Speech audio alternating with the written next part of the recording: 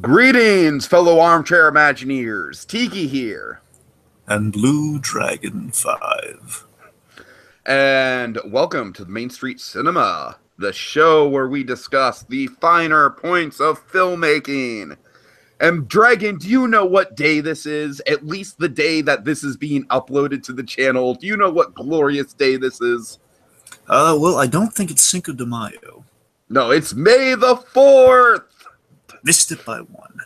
Yes! May the 4th be with you! The ultimate, like, pun, like, hey, May the 4th, May the 4th, ha ha ha ha ha. I don't even remember how long ago that got started, Dragon, but it's been a pretty cultural, like, unofficial Star Wars holiday for quite a while, folks. And, of course, Dragon, there's been some recent Star Wars news regarding May. Did you hear that Star Wars Episode 9 has moved from December to May of 2019? Did you hear that? I believe so, yes. On Hollywood Babylon, I believe that was announced. That and also Indiana Jones, if I understand, has been moved back, maybe? Yes, I don't want to get into all that. Well, the point is, there have been a lot of announced dates recently by Disney and so forth. Frozen 2. Yep, and Toy Story 4 all come in 2019, right. It seems. Anyway. But, folks, we are here on May the 4th. Like I said, at least that's when these videos are being uploaded. And then, let's not forget, it's not just any May the 4th. If I'm correct, Tig, with at least all the merchandising, they're saying this year is like the 40th anniversary of Star Wars. This is the 40th anniversary of Star Wars. I'm glad you bring that up. Yeah, it is 1977 to 2017. You are absolutely correct about that. Very cool. All right, so we figured in honor of May the 4th, we'd gather together. Or May the 40th. Sure. I was saying technically, there's no 40th. That works a lot better than last year when we were 10 days late to this and we did it on May the 14th. I'm saying there's no 40, so we might as well say, well, there's no physical day. Let's just who's gonna say we're wrong?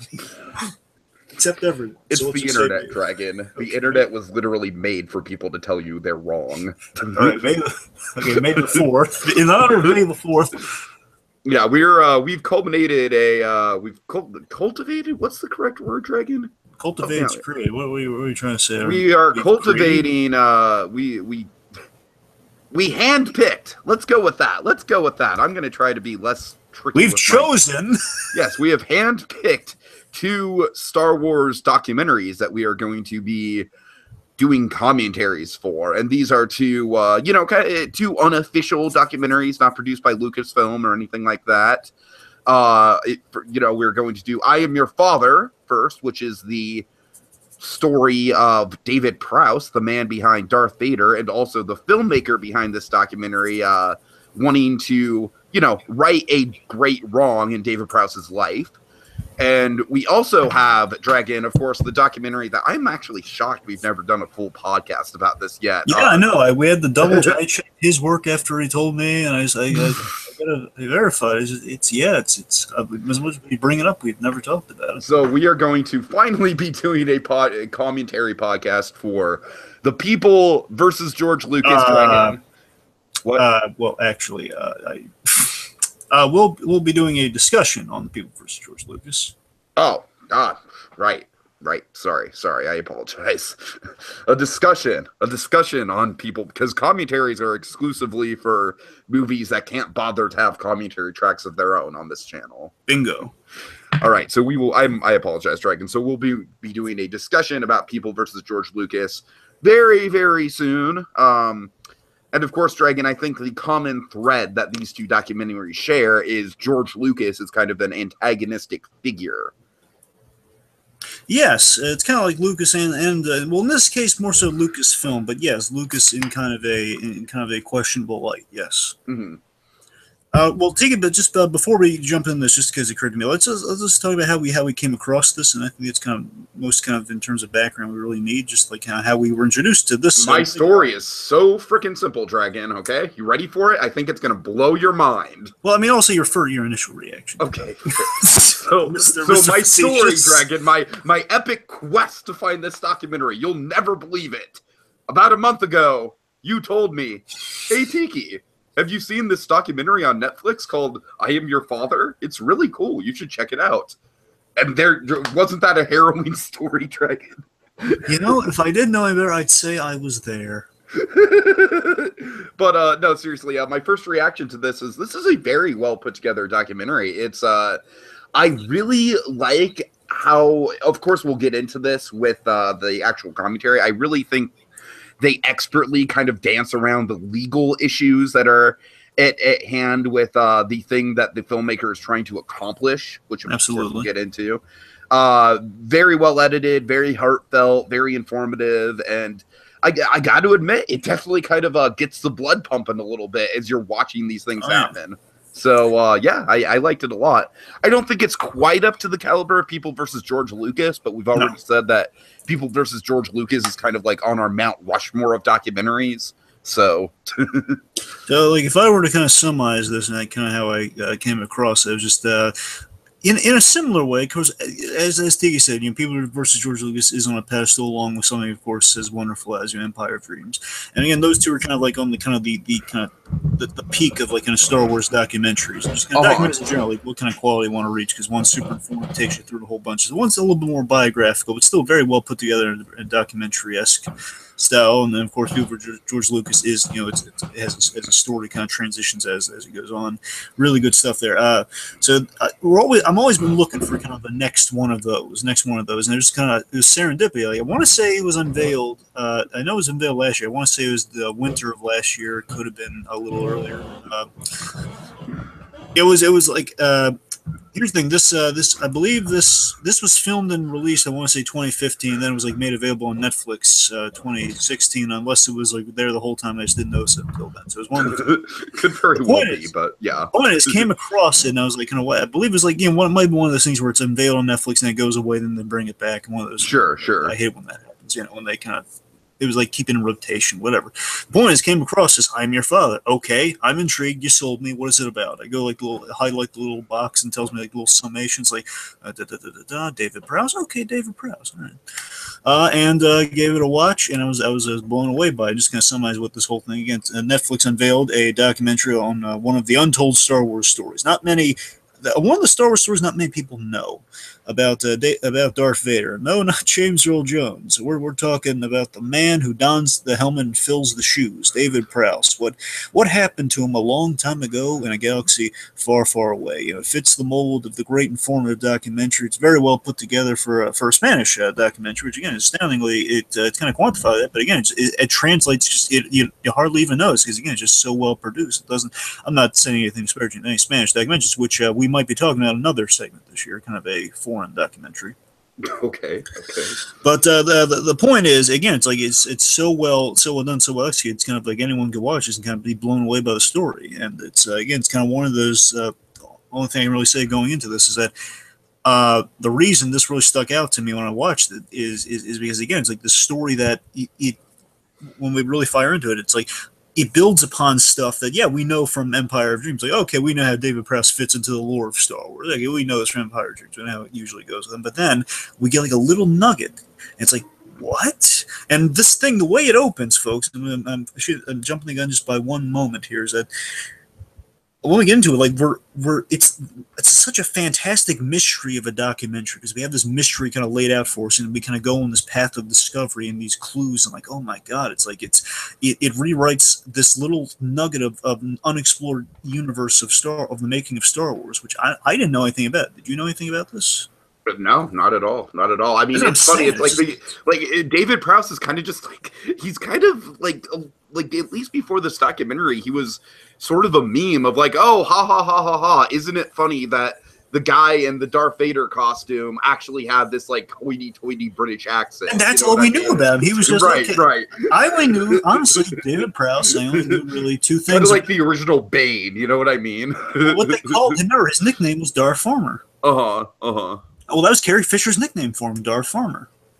It was all I really knew about Dave Prowse was the Darth Farmer thing from Empire Dreams, where they basically explained that we had this great body for Darth Vader, but we needed a really cool voice, and then we went to James Earl Jones because they wanted something kind of a darker version of Orson Welles because Orson Welles was too recognizable. That's the way we know David Prowse.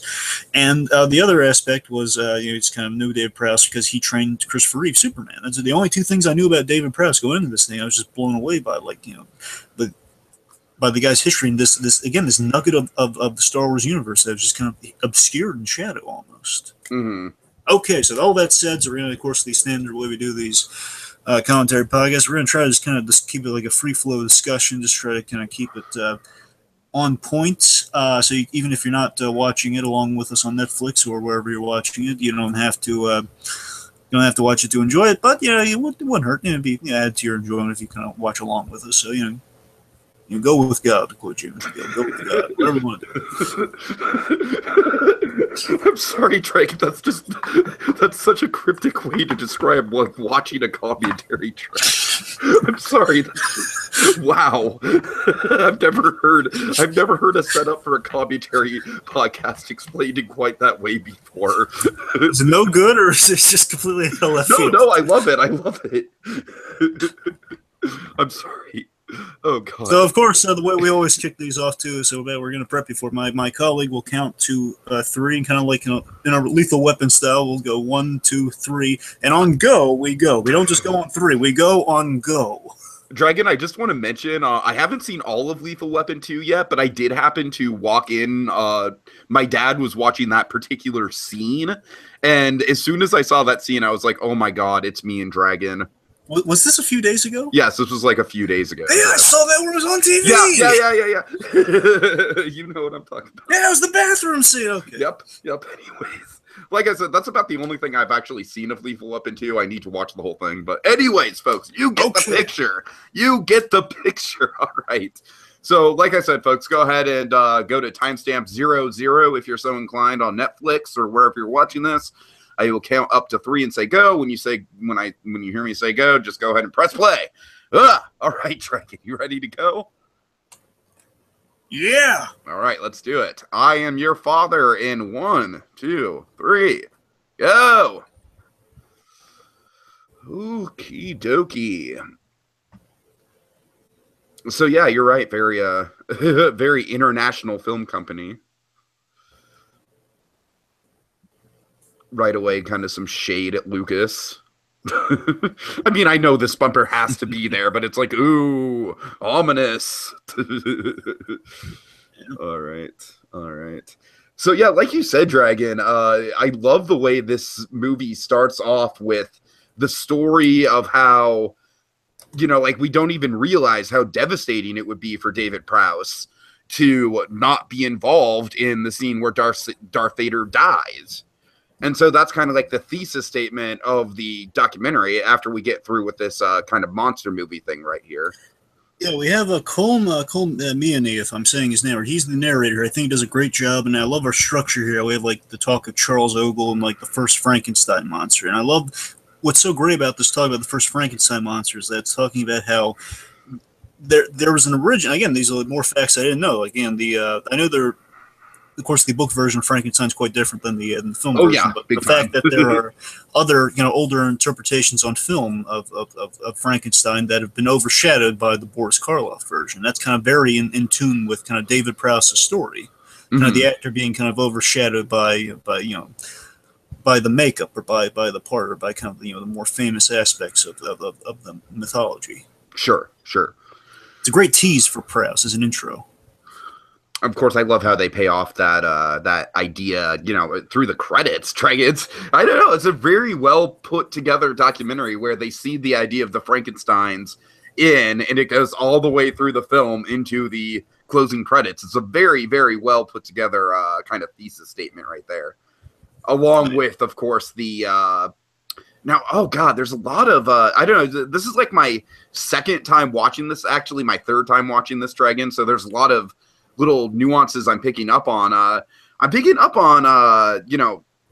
We're getting clips of the press, right? Talking about the David Prowse story and the press is going to play a very big role in the story going forward. Mm-hmm. I'm sorry. Is this an interview with David Prowse and the press? I'm sorry.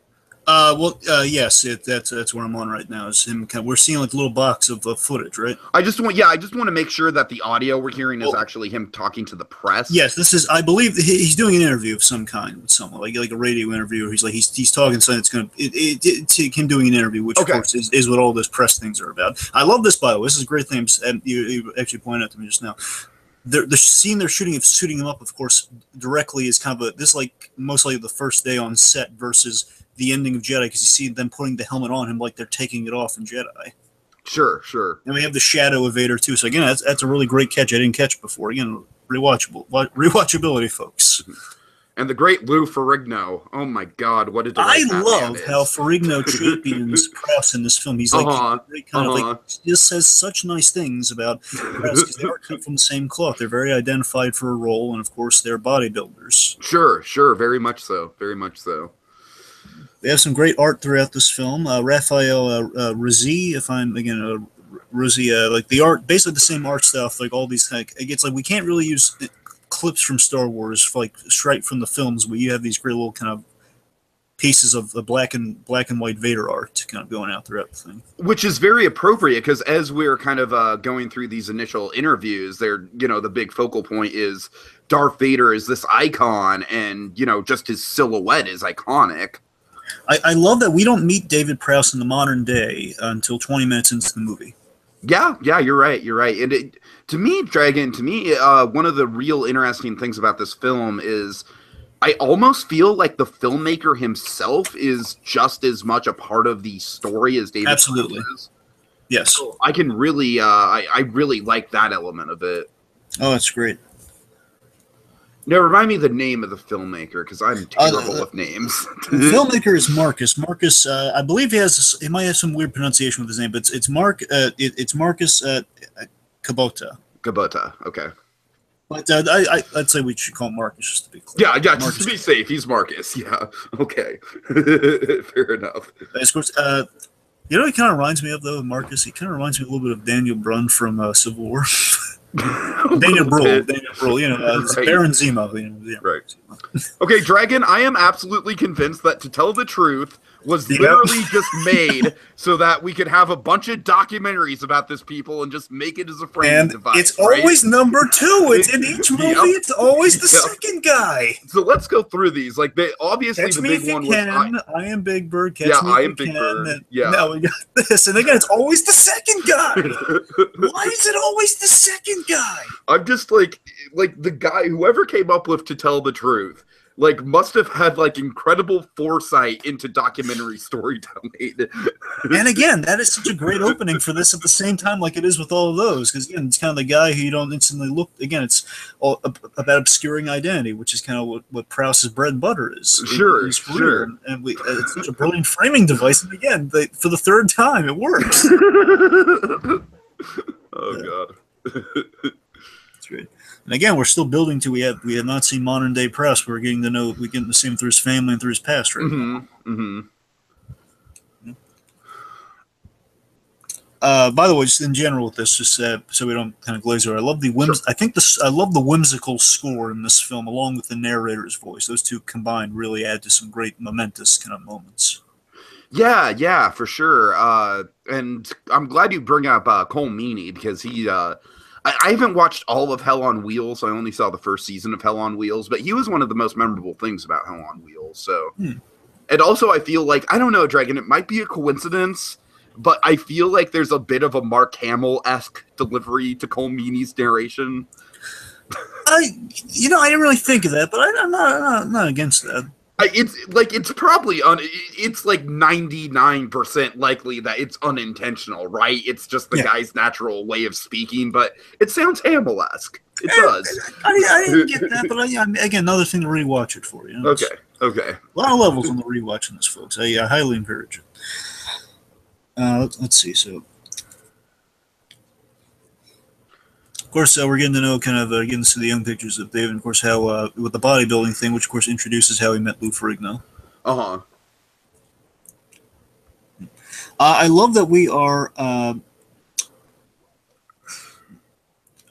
basically what got us here, and I want to make sure I address. I love what got us here. Basically, we parallel the villain's origin with David Prowse's origin. Again, the narrator kind of giving us that really cool transition. It's already passed, but I just want to make it just.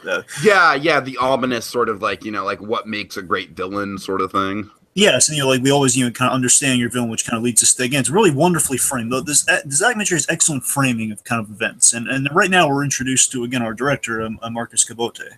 Cabota, Marcus. And here's the thing that blew me away on the rewatch. I never caught in the first watch. I think adds so much more meaning to the film.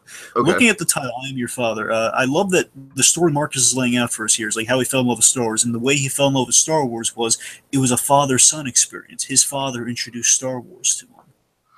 Yeah, I mean, you're right. The element of fatherhood definitely runs its way throughout the movie, for sure, even with David Prowse and his own family life, you know what I mean? So certainly, of course, yeah, Prowse and his son, and of course, in general, it's kind of the Luke Vader thing. The big reveal, of course, the whole film, the crux of the film is on the kind of the I Am Your Father reveal. So again, the fact that fathers and sons are kind of are thematically introduced, you're building to that reveal that's where the title of the documentary is coming from. The I Am Your Father moment from Empire really kind of had a huge impact in Prowse's life. Right.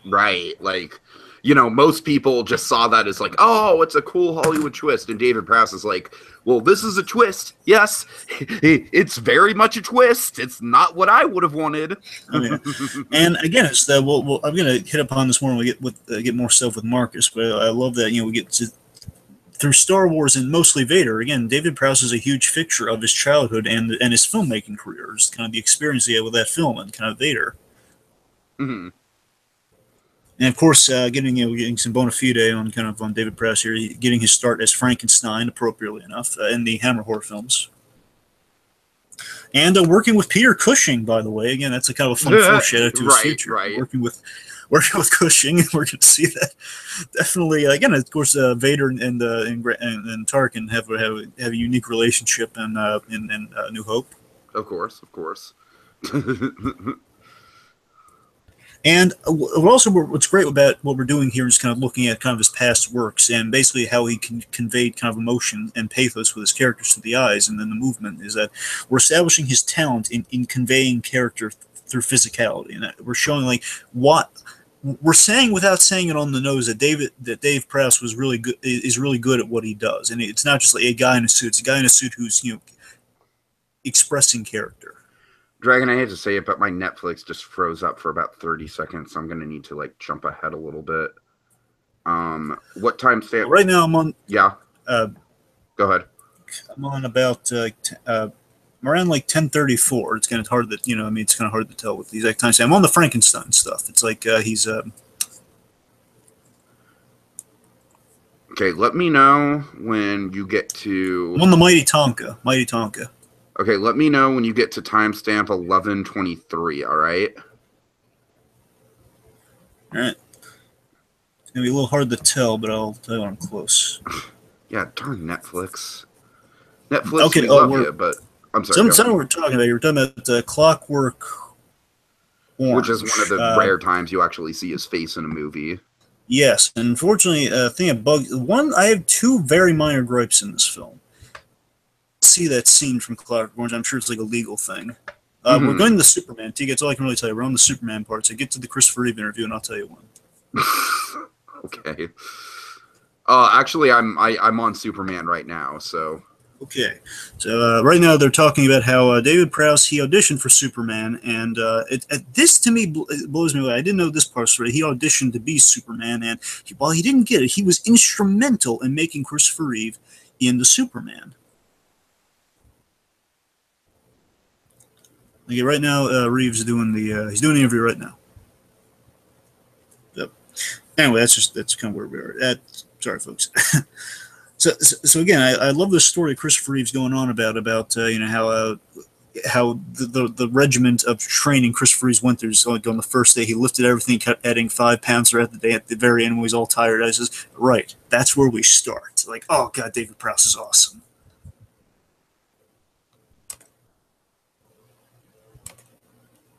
Yeah. You can hear me, right? Yeah. Can you hear me? Yeah, it's a little echoey, but I can hear you. Give me a sec. I'm sorry. I'm having mic issues. Okay, we're fine. There we go. I'm okay. I'm sorry about that. Yeah, my mic cut out. Wow, we're already having tech issues. Great job. Awesome. Okay. Anyways, so right now we're in Madrid, Spain. I do like the Christopher Reeve story. Like they put, he kept putting 5 pounds there, 5 pounds there, 5 pounds there. Can't lift anymore. Good. That's where we start. Yeah. Okay, so I really like how cryptic they're being about what he wants to do. I mean, I like that they don't just tell us up front, because I feel like if you're smart, you can kind of put the pieces together, right? Yeah, it sounds like an insane thing to ask, but again, it's a mystery unfolding. Mm-hmm.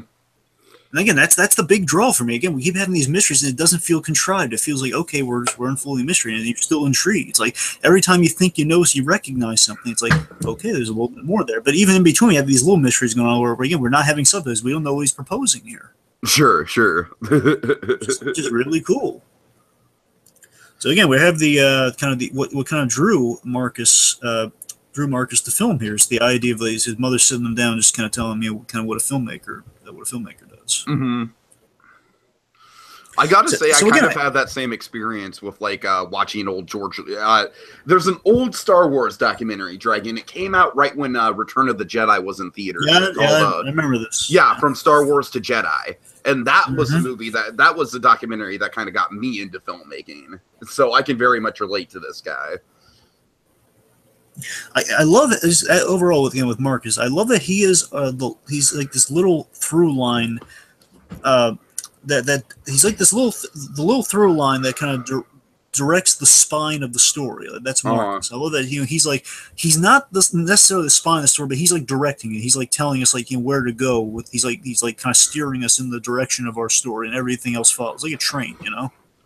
How crazy would an Apocalypse Now directed by George Lucas be? By the way, and teaches more mind blowing stuff that we really. I'm privy to is the fact that Apocalypse Now led to Star Wars. I didn't know that. Right. Oh, Apocalypse Now, such a fascinating movie. Like, Apocalypse Now is kind of like the ultimate culmination of an incredibly interesting and fascinating production and a really, really good movie. But anyways, by the way, it's past. I just want to mention. I love how Brian. I think they're about to talk about it soon. Or Brian Mueller, the guy who sculpted the Vader costume. I love the fact that he has the Vader helmet next to him in all the interviews. It just looks really cool. I just wanted to acknowledge that. And it's also a little bit symbolic. I clapped when I saw Darth Vader. I watched the video. It was hysterical. But let's not get sidetracked. Yeah, I'm sorry. So, speaking of first of all, let's point out Gary Kurtz. Gary Kurtz, of course, and he's going to be a big fixture. He's going to be a carryover for People versus George Lucas. He is a go-to source for Star Wars production information. He's been around for the good and bad times for Star Wars, and he's going to be very integral to he's the path to George Lucas. Gary I feel like this guy is a really interesting presence because, we're meant to view him kind of as the antagonistic force, right? It's very interesting. Two figures that will factor in the Star Wars quite a great deal. Gary Kurtz and Bob. What's the Bob the W? Bob W is something. You know where I am with names, man. I'm sorry. This guy? Yeah. This guy doesn't. Oh, yeah, this guy right here. Yeah. Yeah, Robert Bob Watts. Robert Watts. Yeah, that's the guy. He's kind of our antagonist, believe it or not. No, I agree. He's the guy who he's Governor Tarkin. He's Grand Moff Tarkin. Seriously, he is Tarkin for this film. He followed orders. Yeah, he's kind of the guy who is he's holding Vader's leash, quite literally. He is. And he's also very much not telling Marcus what Marcus wants to hear. And it's interesting because you can kind of see the trepidation about that. Look, I'm not trying to be all argumentative, but I'm just kind of saying it as it is, And it's really interesting how it's the actual process of interviewing this guy could have been a whole story in its own right? Because the actual interview with him, he goes from being very, very kind of just the corporate button pusher who's just going to speak for Lucasfilm and say all the things that Dave Prowse did wrong, And then as we hear Marcus's side of the story, he's going to slowly come around. So I tell you, Dragon, that must have been probably like, obviously, I think the most thrilling thing for Marcus was the film shoot that we'll get to. But I think the interview with Rob Watts was probably the most intense and really interesting thing that he got to do, I would think. Yeah, like, again, that must have been a very, very heated interview. Again, you're right, though. I think Watts is a very interesting part of the film because he is somewhat an open guy, but he's very casual about things, like Gary Kurtz. But he's very unapologetic about his choices. But on some level, you get a sense that he regrets how he carried out things. Again, he's following orders. He wasn't the guy who kind of gave the order, but he enforced it, though. And I think the vibe I get, the first scene he had, it's already passed, but the first scene he mentioned, he put an emphasis on the guy who had to play Vader. It wasn't on the acting, it was on the kind of the appearance. So he just basically, acting wasn't important on Vader, which is kind of counterintuitive to what David Prowse was all about. So again, he's kind of seated as the villain because of that. Yeah, like I said, he's the guy who's not telling Marcus what Marcus wants to hear through this whole process. Exactly. And again, this is also passed because we're going to hit upon this too in some background that's coming up. Right now, our guy's about to meet Dave Prowse. Yeah. I love that how 20 minutes in, as you said. I love how symbolic it is that Vader was made to the specifications of Dave Prowse. So in a way, it's really well linked to our story that David Prowse specifically, he has to be Vader. It's like he is Darth Vader because the thing was molded for his physique and his face and everything. So it very much reminds me of. I'm sorry. It very much reminds me of Robert Englund and Freddy Krueger. Yes, in a way. Not so much like the mold, but it definitely it's how you carry it. It's like how you carry it. Exactly, and that's very much the same thing with Robert Englund. Yeah. So. Because they tried to get different people in the Freddy costume, and it never works. No one does the shoulders like Robert Englund. So it's very much the same way with the Vader suit, I'd imagine. And of course, I love the kind of really cool past-present running narratives we got going on here. Which, of course, now this is the present kind of now coalescing. And there he is. There's the man of the hour. And 20 minutes. Now, I've been a little distracted talking about it, but just so we covered that, I love that we established with we start to get an inkling of what Marcus is going for here. We set up the heart and the mission of the film is set up here. That sure. This again broadly, it's like this kid meets his hero in a way 10 years later, because he met him in 2004, and then he's meeting him now. This is shot most likely in 2014 because the film came out in 2015. It's like 10 years later he wants to propose kind of the ultimate thank you to his hero that he met 10 years ago. And how sweet an idea is that? Yeah, it's great. It's great.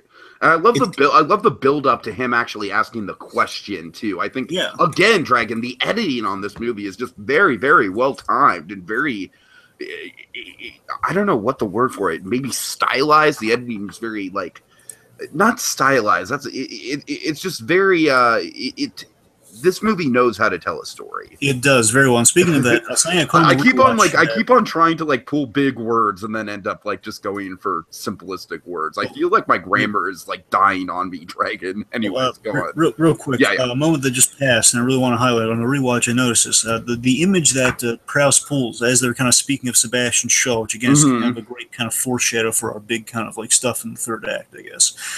Is they're holding a fan-made image that David Prowse has of Dave Prowse being basically if he was in the scene from Return of the Jedi. Right. And the way that's framed, of course, is exactly what's going to happen. Is what our filmmaker's trying to make a reality. And I love that we have that set up here. That basically it's such a wonderful happy accident. Is what we want to happen. Basically, righting the wrong done to Dave Prowse, kind of reshooting the scene that basically reshooting the scene that Dave Prowse most wanted to shoot in Star Wars.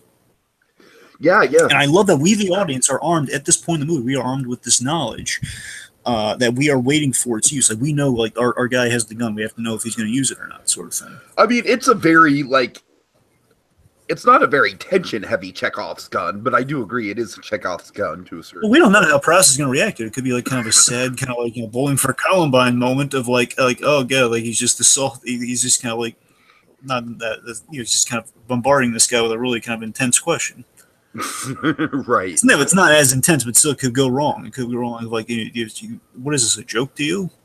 Yeah, I see. I see what you're talking. Again, it's kind of that tense question of like, it's kind of like, do you get do you meet your hero's moment again? Like, do you want to meet your hero? I mean, to tell you the truth, though, I think the way that they frame this and the way that they're the way that David specifically is talking about how much he regrets not doing it and how much Vader means to him in his life. To tell you the truth, Dragon, this isn't really a critique of the documentary itself, just more so like if we're going to talk about the Chekhov's gun of it all. I was pretty sure that Prowse would be into it when he was finally asked. Well, for a moment, let's just acknowledge, poor Kenny Baker. We lost him. In recent years. So again, like R.I.P. Kenny Baker. It's good to see him in this though. This is kind of closer to the end. So. Right. They're saying it's kind of good to see kind of again, Kenny Baker, another kind of unsung hero. He's kind of known for much like David Prowse in the line of like I think people realize that when they went into the convention circuit, they got to know the names behind the mask, and that's kind of when Kenny Baker kind of won the popularity. Sure, and Kenny Baker, of course, also a mainstay on Star Wars documentaries from back in the day to Empire of Dreams and everything in between. and right now, and I love this. I love that our story really. When we go back in time to Star Wars, I love that we don't go through the making of Star Wars. We go through kind of the pre-production and the aftermath. I love that we don't kind of spend time in A New Hope too much. Right. Because again, that's where Dave Prowse's story starts. His story starts really, again, things go south for Dave Prowse after it's in between A New Hope and Empire. Mm-hmm. So again, that's kind of where, because no one knew, again, a very important story point, no one knew how big Star Wars was going to be. Of course. Of course, we got Dave talking to the press again. We know, again, this is going to be something. Oh, God, it's like the Jaws of this movie. The press is Jaws, Dragon. Yeah. Of course, I love that we're setting up Dave Prowse to be very, we have a great sense of humbleness and mystique to Prowse. Just from the instant we meet him in the present, and of course, that feeds into what we think of him in the past. Mm-hmm. Okay, this is great. This is wonderful. The fact that Prowse nowadays sounds like a spitting. It's about to come up. I think it's about to come up. Yes. It's you're right though. It's a great idea because initially you're thinking, okay, wait a minute. Of course, again, it's the subversion of the thing we know from Empire of Dreams. Of okay, yeah, we know you sound like Darth Farmer. Carrie Fisher called him this. Right. But no. Well, now with a little filter, he sounds like Vader.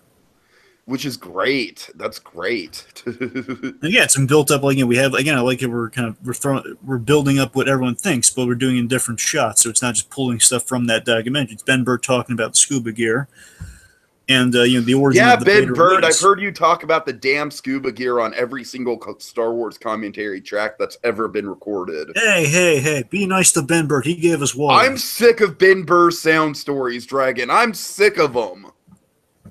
You are a sad, strange little man. I'm sorry. Every Star Wars commentary. Can we get a Star Wars commentary that's not exclusively? It is not every one. It's only the ones every single one. I'm calling shots right now. Look, Ben Burr, you might be obviously he's a genius in terms of sound design. I'm not affiliated with this man. He hates Ben Burtt. I'm not affiliated with this man. Maybe not the best guy to do a commentary. Anyways. I'm sorry. Anyway.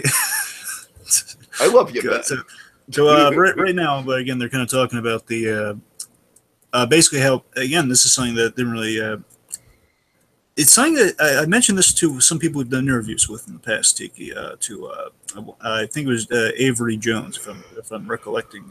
Basically, people who realized they've been dubbed at the last minute. Sure, yeah, and Avery, of course, we did talk to him for an extended period of time about that. I brought up the whole Jeff East thing from Superman, where the actor played young Clark Kent was dubbed by Christopher Reeve, and he didn't know about it until the print. He was apologized to with Prowse. You got to remember, and I didn't know this level to it, so I watched, is that Lucas intended to use him until he realized the voice didn't work. So again, Prowse was supposed to be the voice of Vader until they kind of realized, it's not really working. The voice is a little too, not exactly kind of a little too cartoony. Now, one of the wrinkles in this film that I feel like they could have ironed out a little bit more is James Earl Jones's role in all this. Here's the thing. I don't mind that.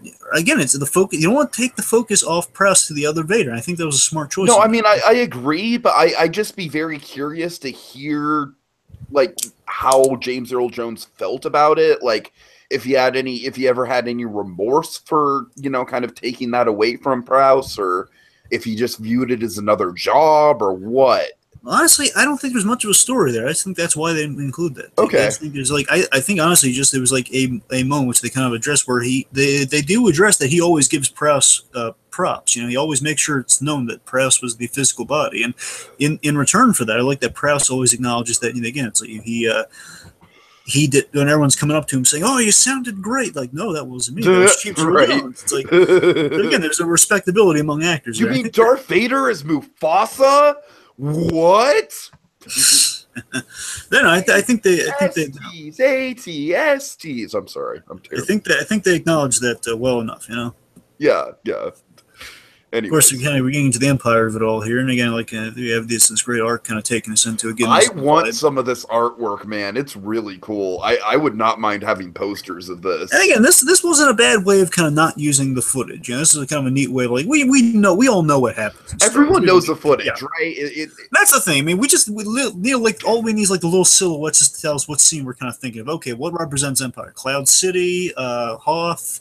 And the big horse, Luke versus Vader. Okay, that's all we just give me some shadows of that. We're good. Sure. That's all you need. I love how 3PO is on Vader's back in silhouette, or on Chewie's back in silhouette. Now, this shot's very important of the helmet coming in, because that is Dave Prowse in the makeup. That was the only time, again, that was building the fact that they were going to show him in Jedi, because they shot him in.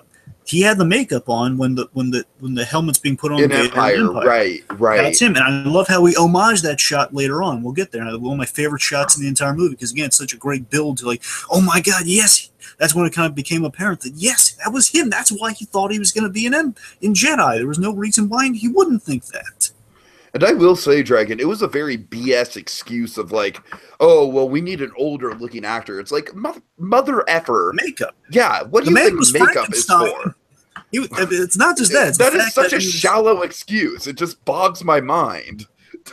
Okay, now here's the big kind of I am your father role. Here's where we get the title of the movie. So here's the big controversy. Okay. So of course this big reveal that he was at the press accidentally called the I am your father. Right. And in Empire, when of course again this is the big subversion. He basically laid it out beat by beat how it was gonna go down. And what's great is, and by the way, I love that when we saw a few shots of them shooting Empire again, we're building that shot of kind of Luke over Vader, but we did the reverse of it, Vader over Luke without the mask on. So we saw Prowse's head and Mark Hamill's head. So again, we're building that shot. But yeah, onto the I am your father of it all is.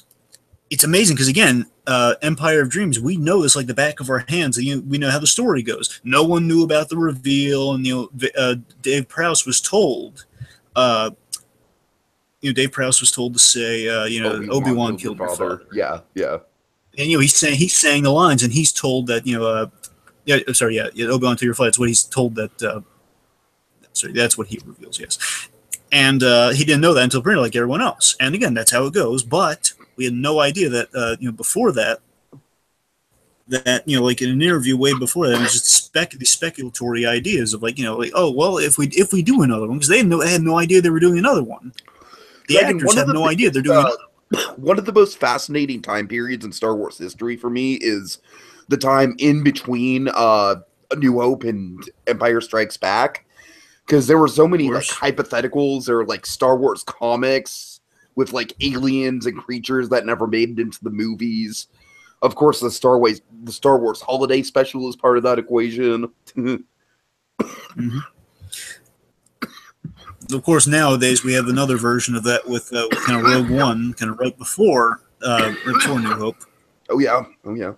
And something that's So again, I feel really bad for Prowse because it's a situation where an actor, and of course we have this today, where actors can't.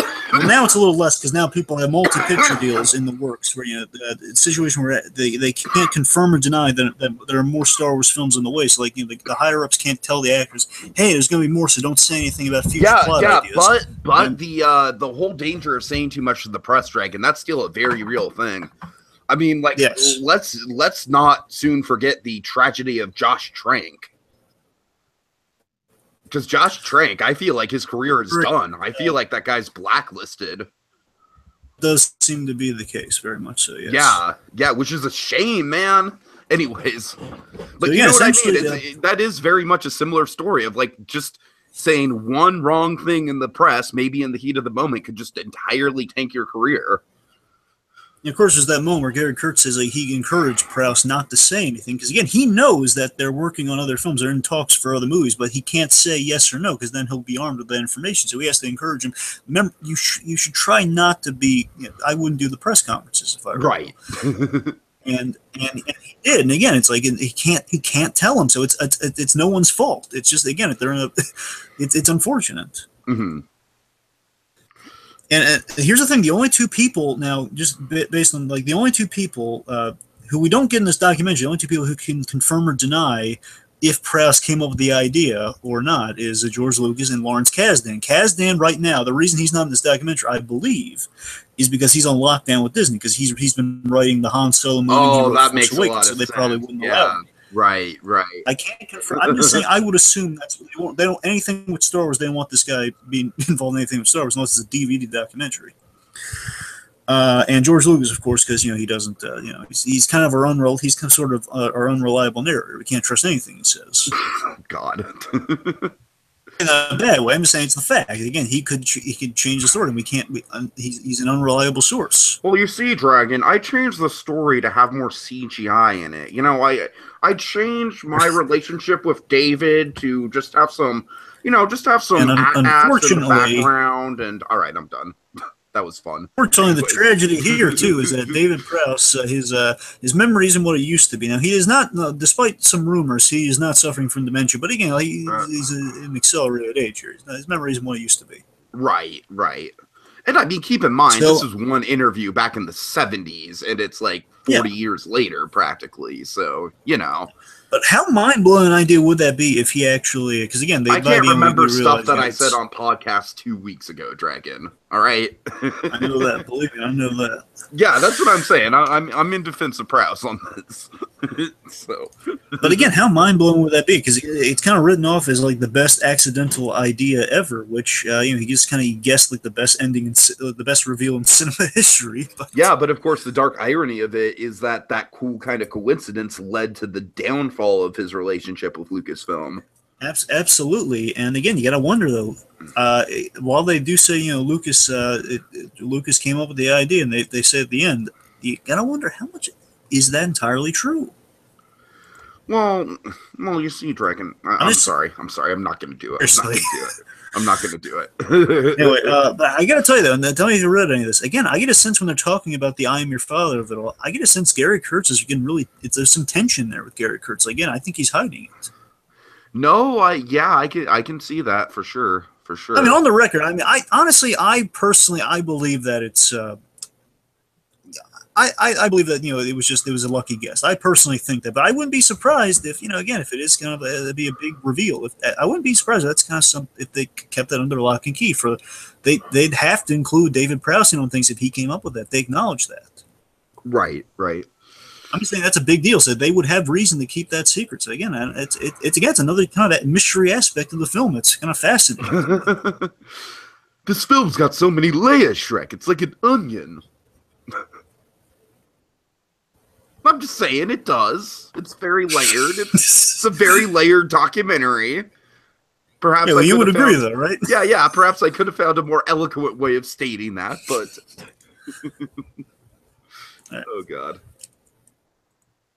So I believe we're kind of.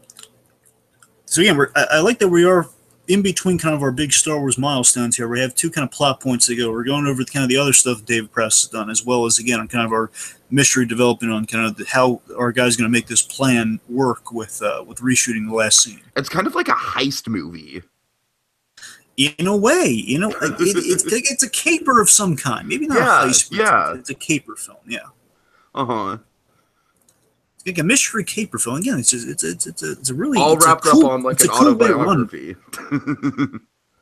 I gotta tell you, Tig, I can't recall a documentary I've seen that has like such a mystery kind of format like that. It's framed like a mystery like this, right? Or a caper. No, I mean, you're right, Dragon. Like, rewatching this film, and folks, that's what I'm encouraging right now, you know, because I saw this once, and I was like, okay, that was good. I watched it again, and I think I took a lot more out of the emotions of it, you know, kind of really knowing David's story. And I've got to say, Dragon, on this third watch, I'm really picking up on like the minutia of, you know, kind of like the storytelling devices and, you know, and the stuff that they lay in that's going to get brought up later. This film's really winning me over. This was a great choice to talk about. I would really love to see Marcus do more documentaries. I'm just so wowed by what he did here. Then again, this is a passionate subject for him, but regardless, I'd be very intrigued to see what else he does. Mm-hmm. So before we get more on Marcus, which we'll have other opportunities to do that, let's talk about the Green Cross Code Man. Yes. I'm sorry, Dragon. I think I might be a little behind you. Well, I mean, they're building it up right now. I'm just kind of getting well, he's not in the costume. He's just talking. Okay, you know what? I just jumped to when he is in the costume, and he says, "Always use the green cross code." All right. So well, now we're seeing the footage. Now we're seeing the footage, and he's just appeared in front of the kid. Okay, just say when he says, "Always green crosses."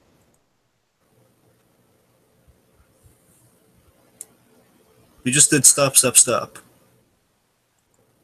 Okay. Hey, curb. Right.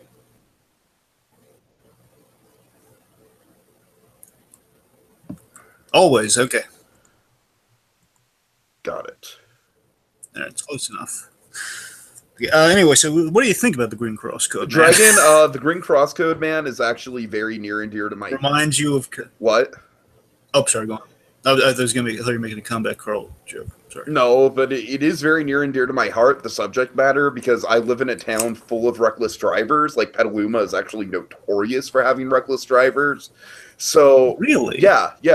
So Dragon, I kid you not, like, the message of this commercial is, I agree with it so much, and I'm just like, yes, I nod in approval over this. I'm just so genuinely charmed. I think it's such a genuinely charming PSA idea. Just, you know, help kids cross the street. You know, it doesn't sound like it doesn't sound like the most important issue, right? But then, as we establish, it helped like literally cut the amount of traffic accidents in half. Yeah. So it's like I think that's great. I just love the idea of this. It's such a charming little story that, you know, he just did this kind of this little PSA that actually, you know, saved a lot of children. You know, again, he was kind of, in a way, just kind of it's kind of this lovely. It's a little bit of an exaggeration. It's kind of this lovely PSA idea of Vader somewhat helping children, you know, across the street and being fatherly to children.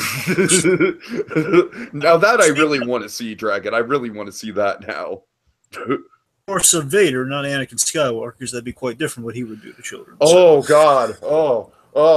On, remember, kids, always look both ways before crossing the street. Or Anakin Skywalker will find you and give you big hugs with lightsabers. Oh, man. So again, also the fact that he got a song. So rough and irritating. He got a song, too. Yeah, the Green Cross Code. That's already passed. I'm saying the Green Cross Code Man song. Look both ways. All right.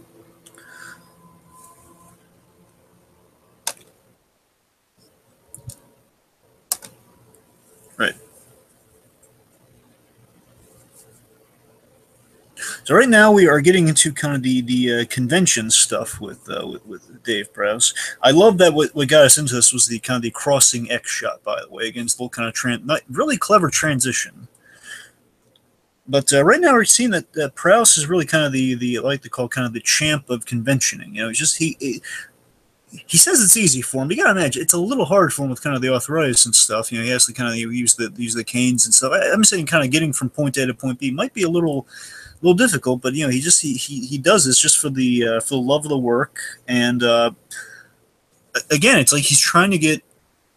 I get a sense, honestly, that he's getting recognition for that role, for that scene he didn't get to do. And that's somewhat in the back of his mind and motivator for why he's doing all these conventions. I could be completely just kind of out of my mind on that, bear in mind. I'm just saying that I think there may be some additional reasons under the surface for why he's so compelled to do all the conventions. Maybe because he can't do the official Star Wars conventions. He's trying to compensate by doing a whole bunch of other ones, or he just does it for the heck of it. Either way, it's a nice little thing that, you know, he really likes to get to know the fans and everything. Of course, him getting in touch with fans is kind of what made this film in the first place. Is what, you know, him meeting Marcus in 2004. Very, very key.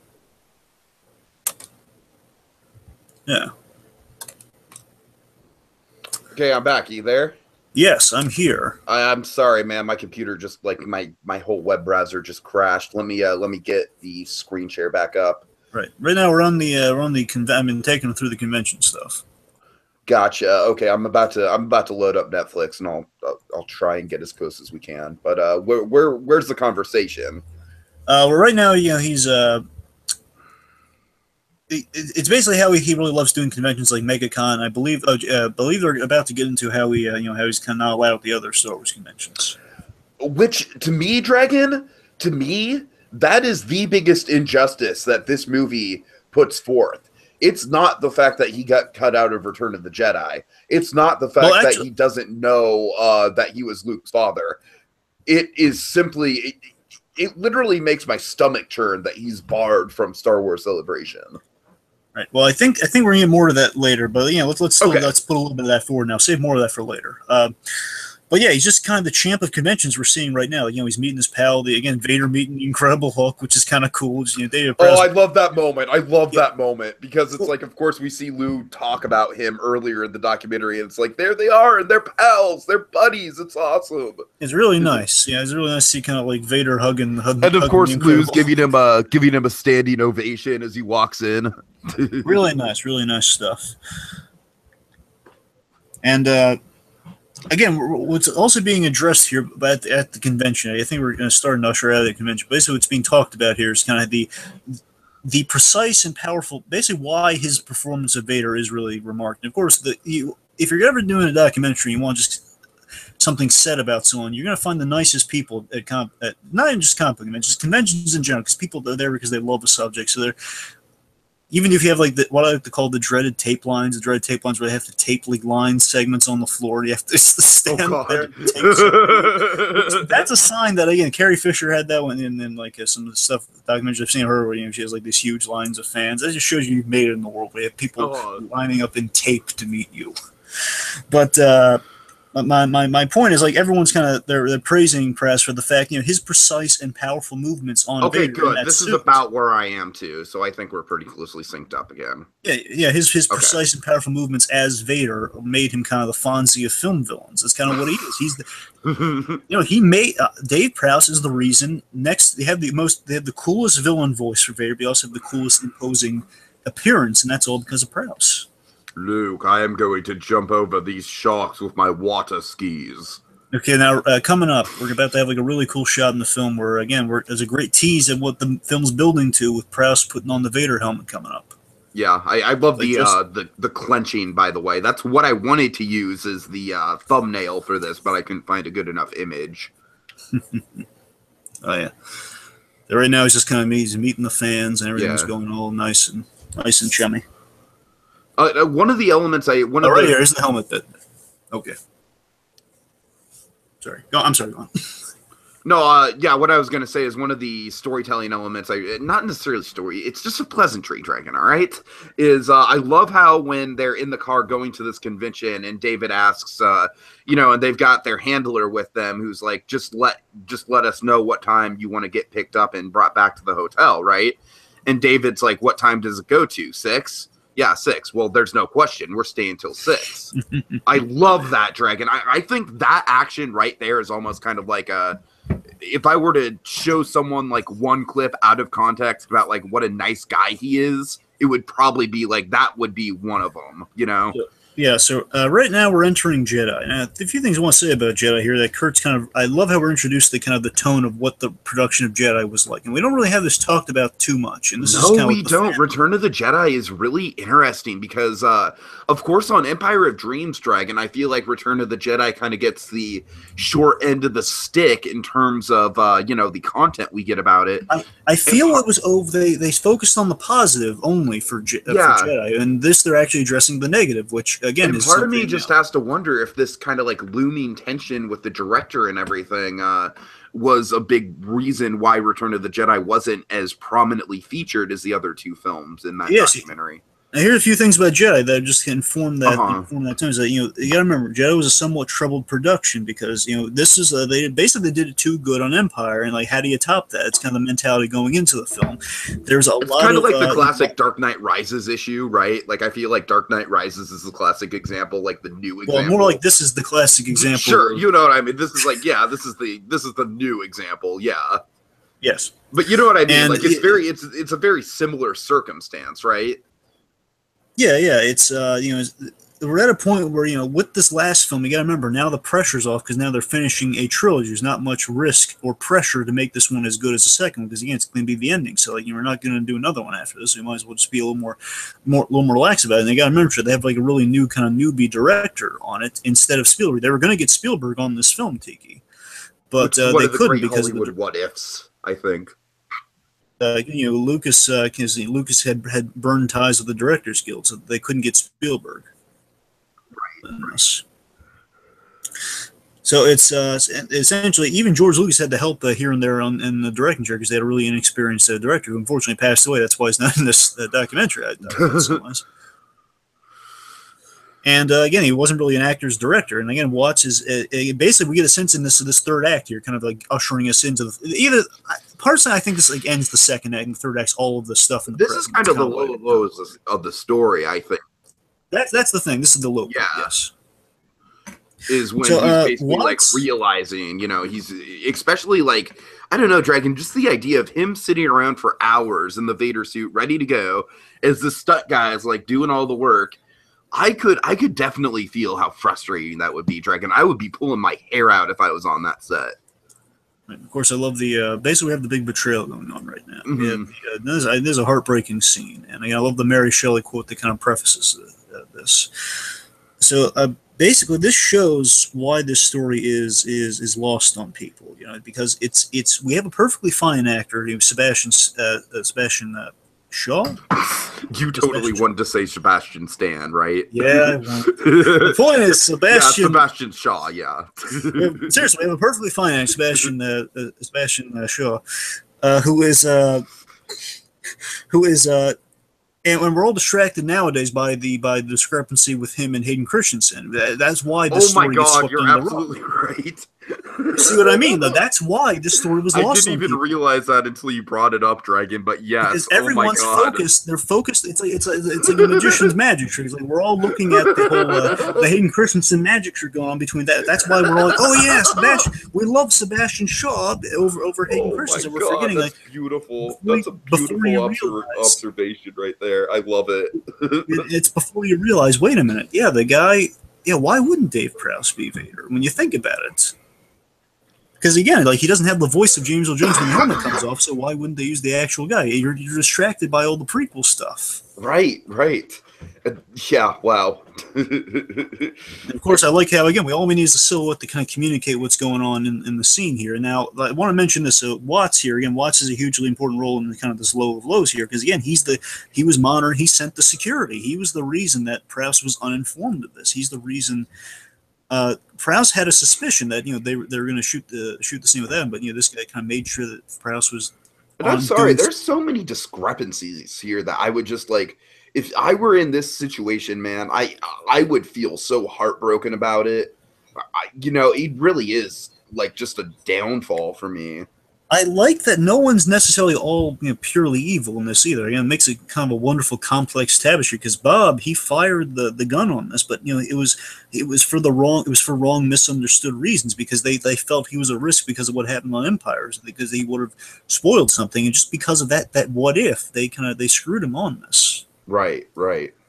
They felt because they said he had a tendency to go into the press, which really he didn't. He was just he never went to the press, and then this happens. Got a bad rep about it. And then this happens afterwards, which just kind of complete torpedoes a relationship with Lucasfilm. What happens to him after this? Mm-hmm. And it's basically was like a precaution that was carried out like a punishment. That's essentially what happened to Dave Prowse. It was like a precaution, which you understand, but still, you give him different pages. You don't tell him what's going on. You just make sure it doesn't get out, like we do constantly now. Like they joke that there's trained snipers on all the Marvel actors in case they say that's the joke every Marvel actor makes. Like they have a trained sniper on them. I could believe it. And again, just all that happening while they're secretly shooting the scene and again, it's so heartbreaking. Dave Prowse wanted this is the scene he was looking forward to most, and they teased it in Empire. Yeah. If you're right, Dragon, I'm glad you bring up the Empire bit too, because that really does make it just all the more like he's been getting ready to show his face and really show off what he can do for all these movies now, and then it's just like, nope. Just slap in the face, like, no, you're not a distinguished enough actor. And again, for 1 minute, a distinguished enough actor for 1 minute. Where again, now let's face it, he doesn't need to be his best because again, he's dying. It's a dying Vader who doesn't. I mean, look, I understand wanting to get a good performance, right? But I mean, geez, this guy. It's not like David Prowse is like some amateur who's never been in a film before. Like this guy. Yeah. He had a long history of Hammer films before Star Wars. Exactly. He knows what he's doing. I think he's enough experience and acting talent to at least get 1 minute of screen time. That's what I'm saying, man. It's ridiculous. Yeah. All the excuses that are laid out here are just, I don't know. I just think they're very, very flimsy. Everything. So again, just kind of highlighting the tragedy that happened afterwards with Dave Prowse is the fact that after he gets like a really intimidating confrontation with George Lucas, that's the way they phrase it. Oh, I love the way they talk about it, right? And again, even in People vs. George Lucas, we never have like a super intimidating moment with George Lucas. It's like him waiting. It's kind of like the Walt Disney like tough boss moment.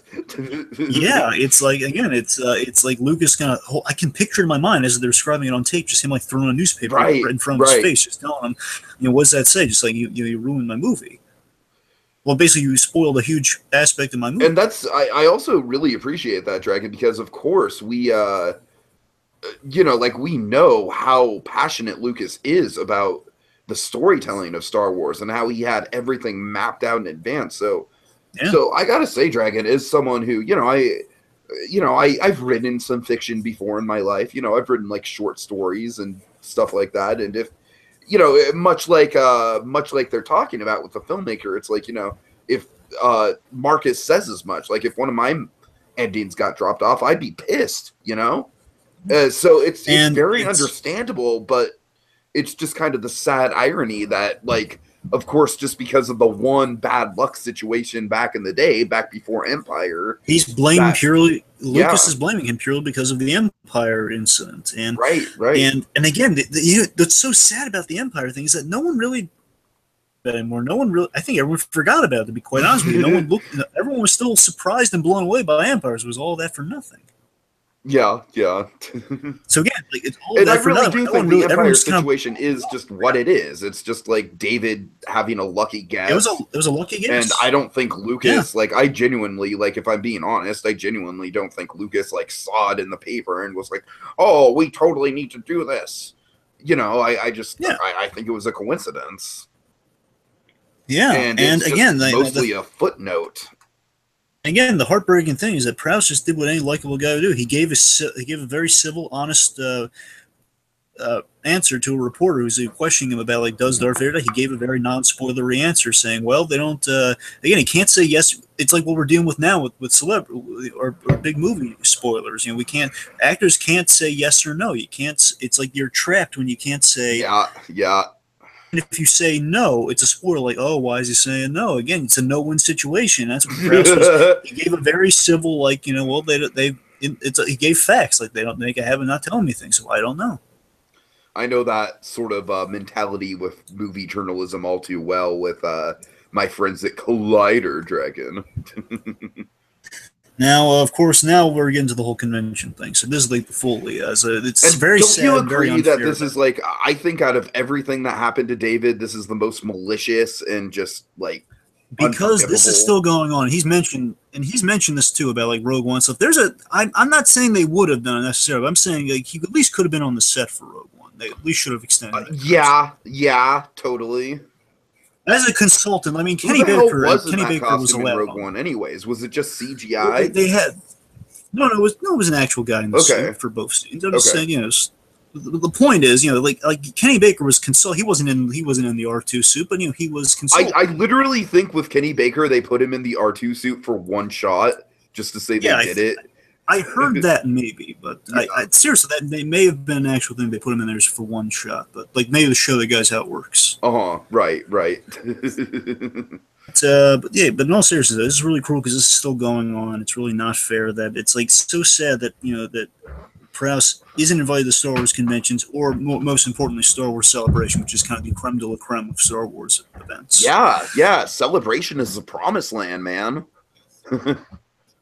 Yeah, I mean, and you have to wonder as they try to make it clear in this documentary that George Lucas, it's not George Lucas who's responsible for this. You got to wonder though, how genuine is that? Lucas is not responsible for this. I mean, now of course not. I'm saying now it's like it's now on Lucasfilm, which is now part of Disney. But they're kind of honoring the old agreement presumably. But you got to wonder. Though. I think that's BS though. It's like yeah. I'm sorry. What? Yeah, you're gonna say like you have to wonder. Yeah.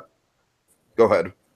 Yeah, you have to wonder because I mean I get a sense if Disney doesn't want to drudge up old stuff, they don't want to kind of like undo anything, kind of like bring Lucas back into the fold in some capacity. I'm not saying like it's an anti thing because of course Lucas attended the stage recently, but you know what I mean though. It's like you got to wonder how genuine is Lucas not being responsible for like kind of having that control, believing Prowse again, and Prowse points out like it's a whole can tell someone you didn't do anything, they're just going to believe whatever they think.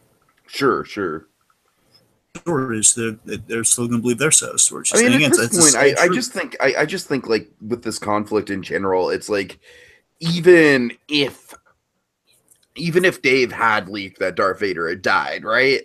Even if that did happen, I feel like bygones should be bygones by this point. You know what I mean? Exactly, and it's the 40th anniversary, guys. Come on. And I assume he wasn't there this year. No. That literally makes me angry. It definitely would have been publicized if he attended. I have heard nothing of it. I doubt. I very high. I think it's a 9% chance he did not go. That's all I'm going to say. For the 40th anniversary. All I know, 2015 he's still not allowed, and so I would presume that the following years he's still not allowed. And you're right. I would have heard something too if he was actually in attendance because it would have been a big deal. Because all I know is with Rogue One, they still made mention that the Prowse thing's still going on, that everyone's still against Prowse. Even last year, there's an anti-Prowse thing going on, so I think it's still. So here's the great thing with Rob Watts. I'm sorry, I don't know if I'm. Yeah, go on. You're on. So Rob Watts. So this is the great kind of like our antagonist of the story is just sort of like faced with the truth of the situation and sort of confronting his own inner demons about it and kind of coming to a realization. And like I said, Dragon, that's why I think this particular interview was probably the most captivating thing for Marcus to do the whole film shoot. I think this must have been a really, really intense interview. I see. Like he sees the error in his ways based on this new information, but at the same time, he's whatever decision Bob made. You gotta imagine he didn't see the aftermath of what would happen to Dave Prowse. He didn't know like the whole banning of Star Wars Celebration. He didn't know all that was going to happen. Sure. You gotta imagine there's some guilt on his side of that, but he's just kind of it was a decision he made. He was carrying out orders. Okay, so here we go. Here's the big moment that it builds up to. Yes, guys, I love it when he says, would you like to be Darth Vader again? Just the build on them. We then cut to black, and then we see him making the call, and he's calling Lucasfilm to kind of go through he's going through the proper channels, and then of course the denial. He's on the phone. And this denial, right, is going to kind of be the big driving force behind our third act, which I think very much very grassroots kind of campaign going on. Yeah, and this very much kind of leads to some incredibly creative, necessary directorial and editing choices within the documentary, which I think, yes, very much. I think honestly, the documentary is all the better for. Yes. Now, again, what's so painful here in this, like they highlight that all his image was not in the film. Like that hurts really. It really does. Just the fact that they can't add him in the scene because he was not in the film in any other in that scene in that capacity. It's like, firmly like, well, he was supposed to be in that scene. Right, right. It's like the bitter realities of the contractual agreements. It's like, oh, it's sad.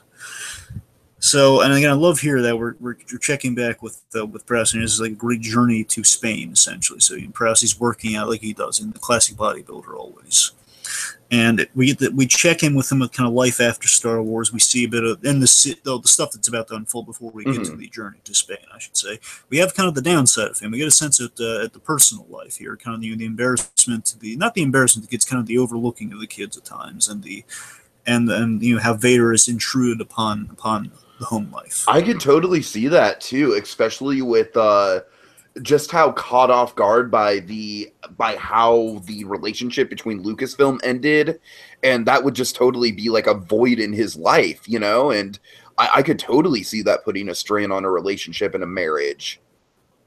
Yeah, imagine just this set. We don't really spend a lot of time on this idea, Tiki, but I'm sorry to interrupt you, but we don't spend much time on this element here, but the idea that he might be clinging to the Vader thing, and anytime just people still come up to him and say, "Oh my God, you're Darth Vader," there's gonna be some pain associated with that now. That thing has just brought him nothing but joy, and it's got nothing but delight and happiness. It's now going to be has a little bit of pain associated to it.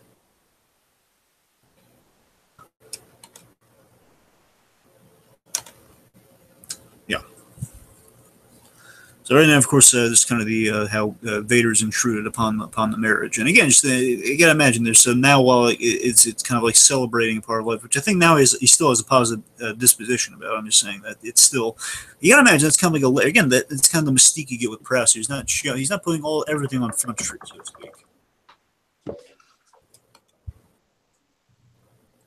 Yeah, I'm sorry, my microphone keeps cutting out, but this is a really good conversation we're having, Dragon, except for the tech issues. Yeah.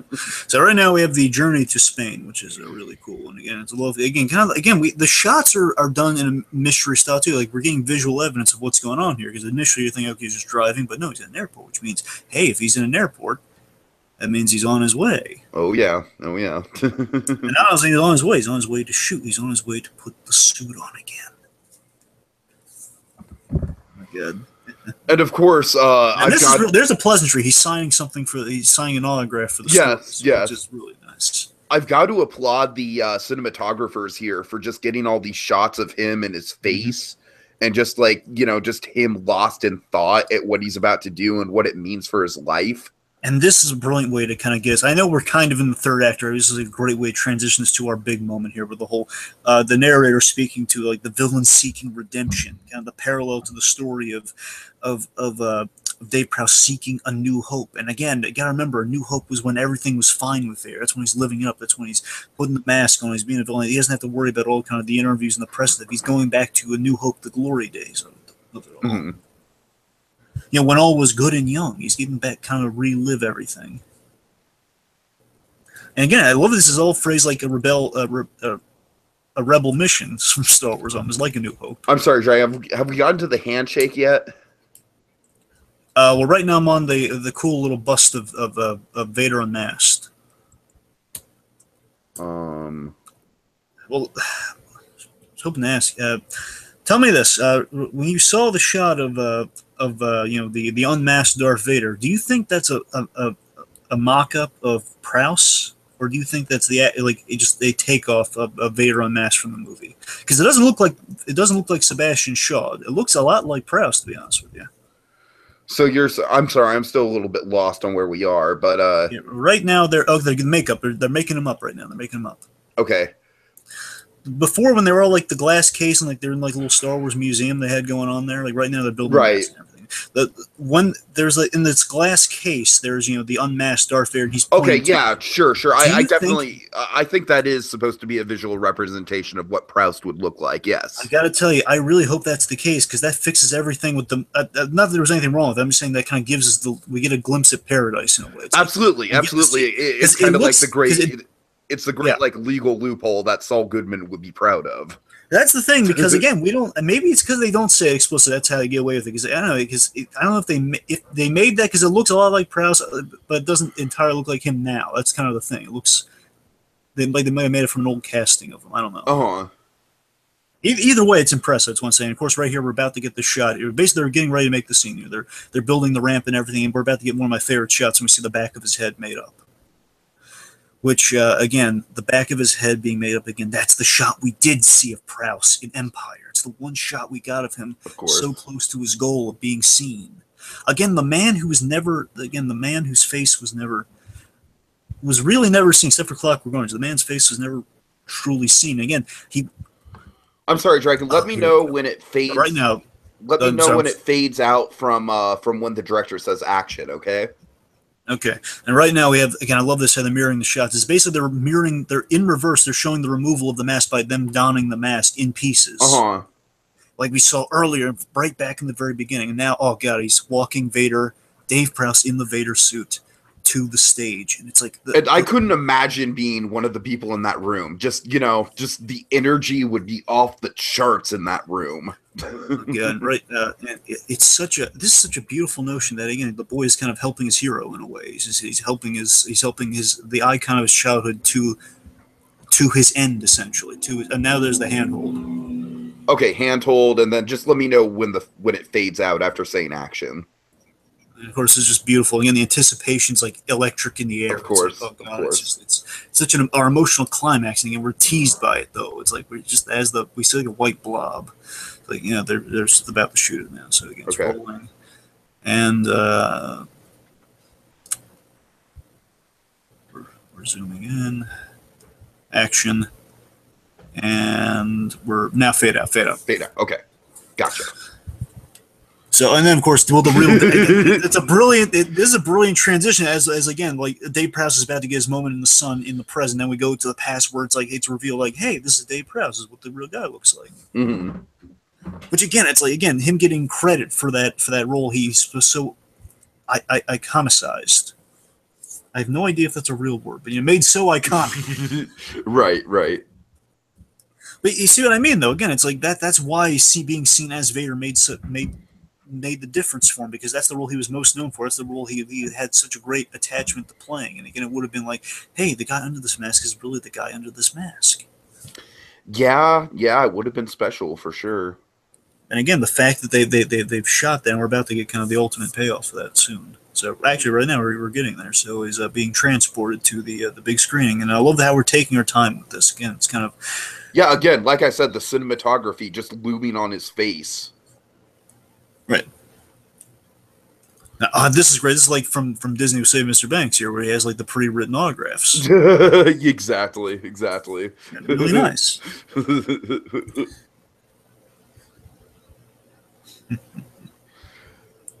I'm sorry, T. Did you have anything you wanted to say in particular about kind of how they're obscuring the stuff, or you want to save that for the screening? Not really about how they're. Let's save that. But like I said, it's a really bold choice to just get right up close and personal with this guy as he's about to have this moment. So I just really applaud the filmmakers for going in that intimate with him. You know what I mean? Yeah. So. But yeah, in terms of how they hide it, yeah, it is very much. I just think it's clever. I don't know. Honestly, it's like it would have been fantastic, but you absolutely understand why, because legally they can't show up. At the same time, I love the point of it is you don't need to see the whole message of the film is you don't need to see his face to appreciate him. You don't need to see his goal is to be seen. As his goal is to have that wrong being rewritten. At the same time, again, it's so kind of beautiful from a writing standpoint, even though it's real life. Again, his journey is that it's recognition for he doesn't need to be seen. Mm-hmm. that's not the point. The point is, he doesn't need to be seen. It's people recognizing this was important because he's so identified with this role, and we all know him for this, and we're giving the standing ovation he deserves. And of course, we also just shoot. That's why right now we're in the screening. I love again as we're kind of having the screens blurred right before. Lost my train of thought. Sorry. We're focusing on his face in the theater right now. And that's the face we need to focus on versus them being unmasked. And this is very much like a Saving Mr. Banks moment right here. Yes, you're right. And you see what I mean, though? Again, it's like all about the reaction versus like what the actual reaction is. Kind of like Saving Mr. Banks. Oh, I'm sorry, Dragon. I have the thought I was about to say. So basically, why I think this is so effective, the fact that, of course, legally we can't show it, but I also think it's effective just because, like, it gives the filmmaker the challenge of putting the mental image of what it would look like in our mind's eye without actually seeing it. You know what I mean? Yeah, you're right. You're right. And I feel like throughout the documentary, it builds and builds and builds upon that, and we see different visual hints. Like you said, I think the most obvious visual hint is that prosthetic head in the jar, that we see. Mm-hmm. But what it kind of reminds me of, Dragon, and I'm sorry, this is like one of the few times I'm going to use the movie Seven in a non-jokey way. But I've explained this to you before, Dragon. One of the success stories about Seven is how everyone thinks in Seven that you see the head in the box, right? But you don't, because your imagination. You don't see the head in the box. You never see anything in the box. It's all in your imagination. And I feel like this movie, of course, does a much less morbid thing than Seven did, but still kind of gives the same effect of like we're seeing this through our own mind eye based on the journey that these people are taking.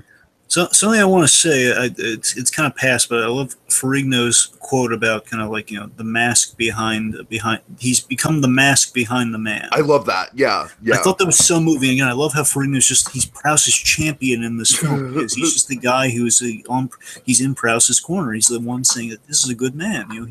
He's been shafted and he didn't deserve that. We love this guy.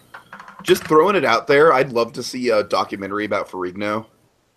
Oh God, I'm so down for that too. Yeah, oh, God, right. And again, I just basically kind of saying we're giving back. Or even a biopic we're giving back to him after. Ferrigno would be great. Right. Again, basically he's getting the recognition he deserved here. Again, it's not about him being recognized. Like, hey, that's him. It's all about him getting the recognition. Sure, like you did a great job, and you are the reason why this character was so successful. It's all about Dave Prowse taking a bow. It's all about the man absolutely who filled Vader's shoes taking a bow. Only one man was man enough to fill Vader's shoes, and that was Dave Prowse. It's just the warm fuzzies, Dragon. It's such a happy ending. And something I don't think we mentioned before, something we can definitely mention now, is I love that Dave Prowse, he's still all happiness and sunshine about Lucasfilm. He hopes to be a goodwill ambassador. He's still him mentioning that. Of course, it's a long shot that would ever happen, but the fact that he's still like, as much as they've burned him, he's still like, I would love to mend things. I'd love to kind of be on. I mean, I think that's a really interesting way to look at Dave Prowse within the. This part gets me. This is beautiful. Yeah. I'm sorry, don't distract me. Okay. No, I'm just. Well, damn. Now you distracted me, but it's beautiful. I'm sorry. It's just they're playing like the little piano music. No, and like you said, this movie does have a great score to it, but shit. Okay, well, this is beautiful. Again, this is just Prowse getting the acknowledgement. He's getting the acknowledgement. Everyone's saying the man behind Dave Prowse, the man who was wronged who had like one of the big injustices done to him. That's like all the praise he ever got. They edited it so well, and we end on that statue of Vader. It's a beautiful thing right there.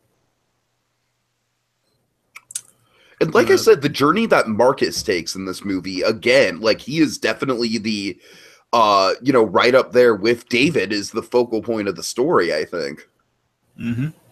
the man with it's the man with the arm around the boy who looked up to him. It's just showing you how far the two of them have come. It's like the Mean Joe Coke moment, but a movie's worth of that. It is kind of a softer feature-length version of that in a way. And again, I like that Watts in the end, his last moment is that he acknowledges that it's hard to keep a secret on film. It's kind of like his sort of, yeah, Dave, we all had that moment. So of course. It's kind of the closest thing to the apology he'll give. Right. Hey, he's not necessarily baggage the guy carried out. Well, like I said, I feel like the documentary kind of sheds the layers of him as we go through, which I feel was like a really I would have loved to be a fly on the wall for that interview, because I feel like a lot of personal truths were brought out about that guy in the interview. And again, just to kind of parallel New Hope, again, when things are all great for press, it's like a New Hope, our hero receives a medal from royalty, which is really nice. I'm sorry, just weird hypothetical here, okay? If he played Chewbacca, he would have gotten the medal. No, right? if he played Chewbacca and he didn't get the medal, then it would have been like David Prowse being snubbed for something completely different. Like David Prowse, we talking like all the and it's like we'd film the medal ceremony over again, Dragon, but with Chewbacca getting the medal. Okay. I'm sorry. I'm going to stop. Go ahead. There was a wonderful line that ended the whole thing. Sure. It's like a mask can hide a face, but can also hide a great story, like a true story. It was a beautiful words to end on. Of course, I always love these, especially the end of Hitchcock. I love the text on the screen. It is seriously. It is. George Lucas has kindly declined our invitation to be interviewed for. Again, kindly declined. Lucas isn't kind of. He's not a bad man. He's a misunderstood man. Right. Well, we'll get into that, Dragon. We'll get into that. That's a good transition into People versus George Lucas coming up very, very soon on May the 4th. But, okay, obviously. The strategy is he's still waiting. Yeah. I'm sorry. Go ahead. The strategy is he's still waiting for that invitation, as we learned in that text. But you know what? We love Dave Prowse. That's the thing to exposit in the end there, too. That's important. I love how our last note here is that we're showing the hidden faces of cinema. Mm-hmm. Which, it's a very good kind of like full circle bookend sort of thing. Yeah. I have one, again, I only have like two very minor gripes in the film. I already went through the one that we didn't see the Clockwork Orange scene. Uh-huh. There's Robert Englund. And again, that one's on that. Yes, and here's the thing that bugs me. We really should have seen the guy that plays Jason, because he got the. That's the thing. Don't get me wrong. What you said about Robert Englund was absolutely on the money, Tiki. No, but you're right. Like, yes, like Jason was even more challenging of a role because you never saw his face. Like, and at least with Robert Englund, he got to Robert Englund got to emote. You know what I mean? Yes, that's what I'm saying. And plus, he got shafted on the Freddy versus Jason that everyone kind of talks about. Right. My point is, Bill and Ron, Robert, and you're right. He's kind of irreplaceable, and that's kind of why he's there. But at the same time, though, again, Jason seemed to be your favorite Freddy over Jason. That's not fair. Well, everyone has to pick. That's a battle, Dragon, where it's like you're either a Freddy guy or you're a Jason guy. I personally am way more of a Freddy guy than a Jason guy. I am Freddy not for the movies, but for the documentaries. Okay, you can just acknowledge, Dragon, that. I love Robert Englund. I'm not crazy about the movies, but I love Robert Englund. But I was going to say, you can acknowledge that the movies do have some really cool kind of like world building and ideas in them. Yes, that's what I'm saying. And I love the production. I love the making of the movies. I just can't watch them. I can't watch them, and I love them. But again, back to press this. Again, we're reaching the end here, so I guess let's get into some final thoughts. Yeah, final thoughts, Dragon. Thanks so much for bringing this to my attention, because this is a very, very well put together documentary and is kind of in the upper echelon of Star Wars documentaries for me. I really do think this is a good kind of companion piece to what we're going to be talking about right after this on May the 4th. It's just a very compelling life story of a man, but also intertwined with a mystery and sort of a caper, and also intertwined with kind of like an autobiographical narrative around a boy meeting his hero. And for that reason, Dragon, it is an incredibly well put together and that's think of how economic that storytelling is. It's an hour and 20 minutes long, and we hit all those notes and we hit them perfectly. So yeah, I'm I'm incredibly impressed with this, and I think it does a lot of justice to David Prowse. I honestly feel bad for being one of the, millions of Star Wars fans who kind of wrote off Prowse as just like the hoity-toity British actor. And I'm glad this film exists to give him the credit he deserves. Yeah.